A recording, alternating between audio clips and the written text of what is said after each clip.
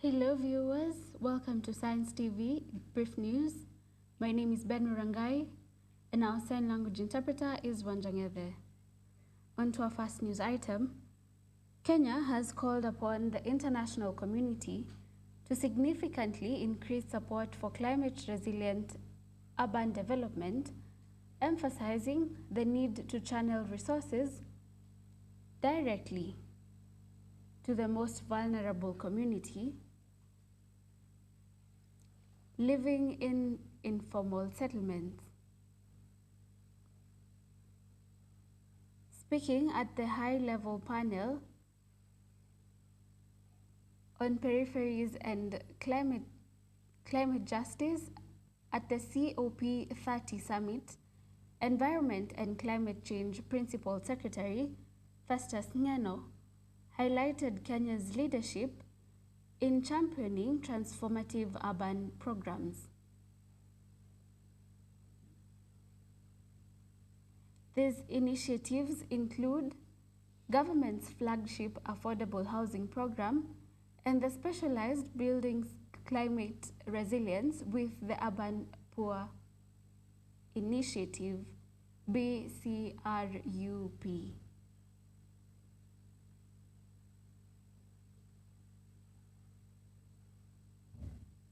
And moving on, former Kiambu Governor Ferdinand Ndung'u Waititu continues to face legal challenges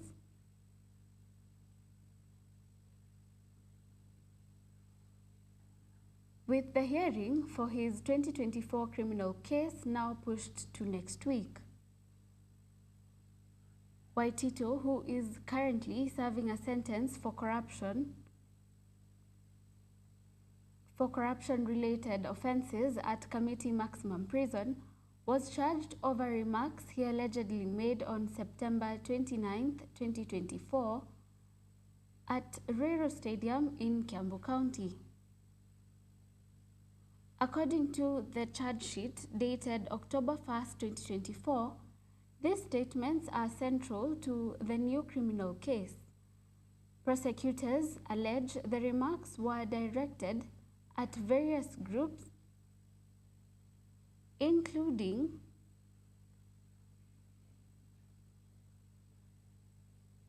hustlers, market vendors, boda operators, and the clergy and teachers.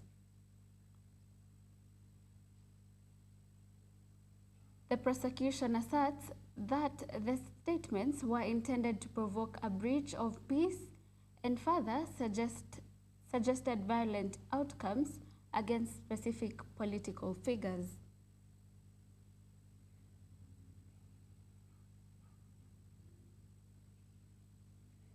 And on to our next news.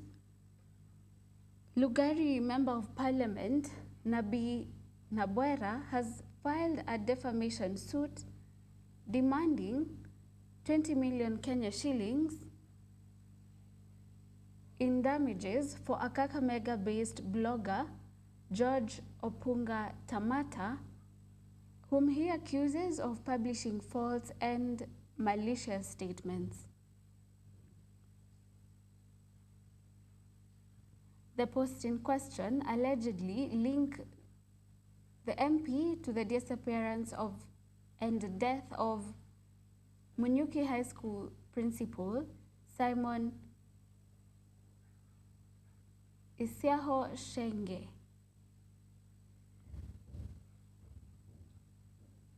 Through his legal team, Dunstan Omari and Associates Advocates, Nabwera has moved to the Milimani Chief Magistrates Court with a defamation suit and a certificate of urgency.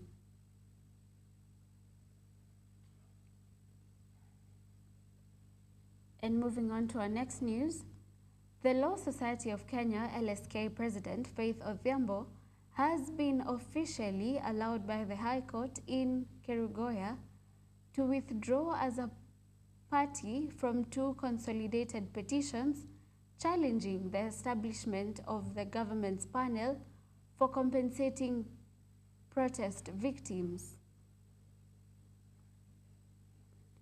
Justice Edward Mureithi, granted the order on Monday following an application by Ms. Odhiambo. The LSK president sought to be struck out of the court proceedings in light of her prior resignation from the compensation panel that was appointed by President William Ruto.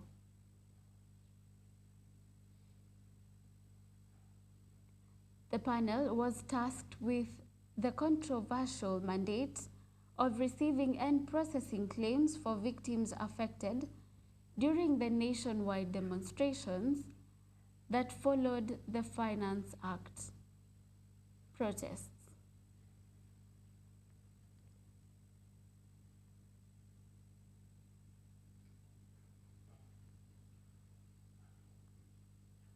And finally, the Milimani Magistrates Court has set a hearing date for the hate speech case involving Mumias East MP Peter Salasia, following the collapse of reconciliation efforts before the National Cohesion and Integration Commission, NCIC.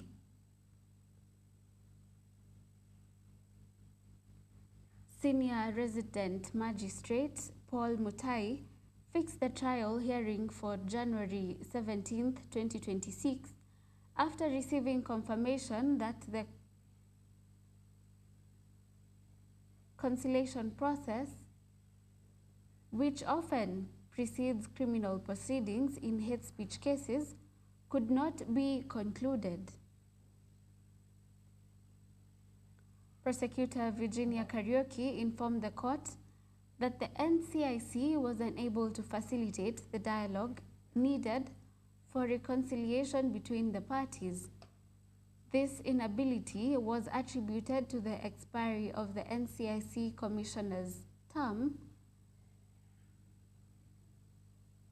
before the conciliation process could commence. That is all for the 4 p.m. brief news. Thank you for watching Science TV. You have been with me, Ben Warangai, and our sign language interpreter, Wanjangede. Good evening and goodbye.